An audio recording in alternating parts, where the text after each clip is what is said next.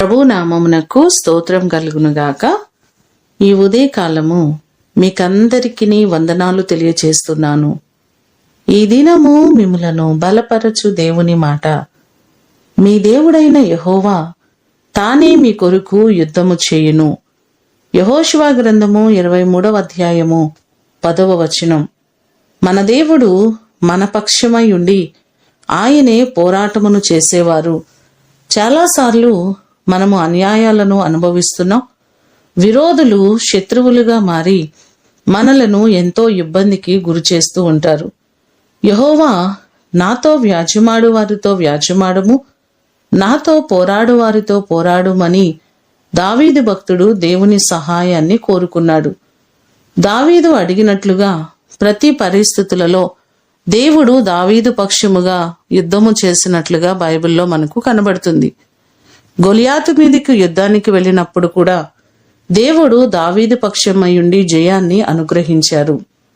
ఎన్నోసార్లు చుట్టుపక్కల మన పరిస్థితులలో శత్రువు మన ఎదుట నిలబడినప్పుడు దేవుడే మనకు సహాయము చేసి ప్రతి పోరాటంలో మనకు జయాన్ని అనుగ్రహించే దేవుడు. ఈ మాటలు వింటున్న మీకందరికీ ప్రభువు తోడయ్యుండి ఆయన మీ పక్షముగా నిలబడి శత్రు భయమంతటి నుంచి ఆయన విడిపించి మిమ్ములను ఆశీర్వదించునుగాక. ప్రార్థన చేసుకుందాం. పరలోకమందున్న మా తండ్రి, మీ పాదములకు వందనాలు, స్తోత్రాలు. మీ కృప చొప్పున మీరు మా పక్షమై ఉండి యుద్ధము చేసే దేవుడవు. మీరు లేకపోతే మేము జయించలేమయ్యా.